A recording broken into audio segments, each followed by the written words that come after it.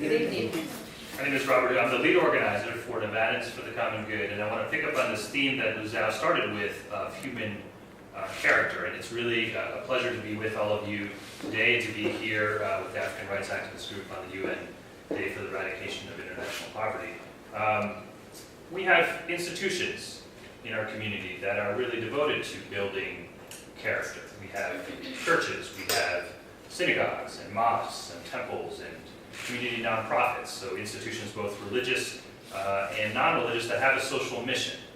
Nevadans for the Common Good was launched 1 year ago with the idea of bringing together different community institutions to be able to work together to address issues of poverty and inequality. And so we had our founding convention at UNLV last May with 1,500 people representing 65 different community institutions across Las Vegas. And the institutions identified 5 different areas to begin with. One was human trafficking, another was foreclosures and neighborhood blight, education, the vulnerable elderly, and immigration.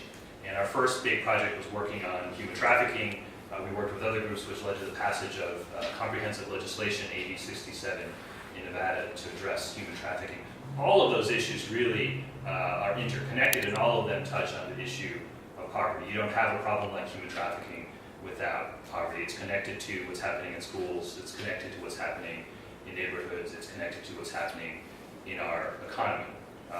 Now, Nevadans for the Common Good is a deliberate strategy to bring together different community institutions to be able to work together and engage in public life, to affect the decisions and priorities that are set forth here in Nevada, because poverty also has a political dimension. There was a book that came out last year called Why Nations Fail by 2 scholars, Darren Acemoglu and James Robinson. And they made the observation that they were trying to look at the question of why are some nations rich and other nations poor. They made the observation that so-called poor countries aren't necessarily poor. They may actually be very, very wealthy in terms of resources. For example, let's look at the Congo, which has minerals, agriculture, a great wealth of resources. So it's not really a poor country. In many ways, it's a wealthy country with a lot of poor people. And why is that? It's because there is a smaller group of people who have a monopoly on political power, and they extract all of the wealth of the country really for their own benefit. So the authors look at different institutions in society. They look at economic institutions, political institutions, and they say, well, let's start with political institutions. The questions of how do decisions get made, who makes those decisions, why do they make those decisions? And they distinguish between extractive political institutions and inclusive political institutions. So inclusive political institutions would be democracy, one person, one vote, minority rights, equality under the law, versus extractive political institutions, which are really about dictatorships, oligarchies, wielding power for a few people. And that those extractive political institutions always lead to extractive economic institutions. So when you have a few people who have a stranglehold on all the power, they end up running the economy in a way to benefit themselves, and thus making the rest of the people in the country poor, as opposed to economic institutions that would promote broader prosperity, the creation of the middle class, enable people to have social mobility, to start businesses.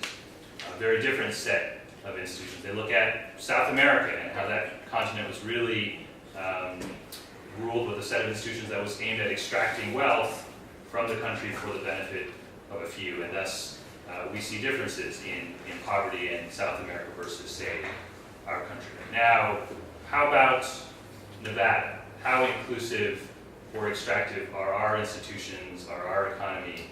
Our economy is dominated by what? Gaming. Gaming. What else? Mining. Mining. Mining, by its kind of very definition, extractive. It's Right. a little unfair. But mining, 80% of the gold mined in the United States comes from Nevada, and yet mining companies here pay only about 1% in taxes. And that's because there's a constitutional amendment that limits the amount of taxes that mining companies have to pay. Why do they get a special amendment? To protect themselves? Well, they wrote the Constitution. Yeah, tradition. Back when the state was started, it was miners, they dominated the state. So they wrote the Constitution in their favor. That's not to say mining's bad, it's an important part of the economy, but going forward, the people of the state will have to decide what is a fair rate of taxation on mining.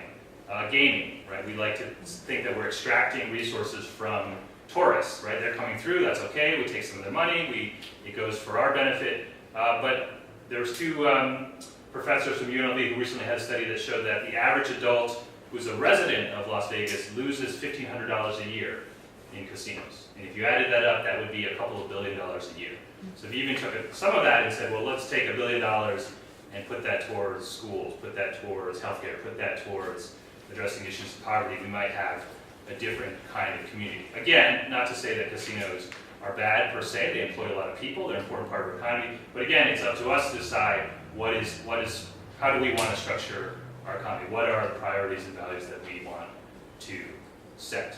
Those are political decisions, and Nevadans for the Common Good is basically saying, well look, the faith and civic community should be part of that.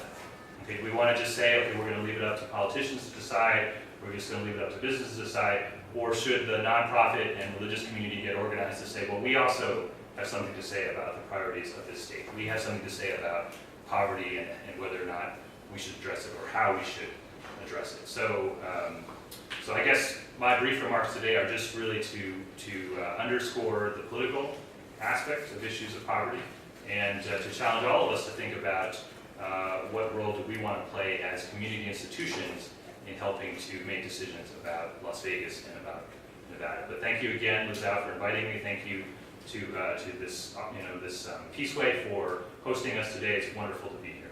Thank you.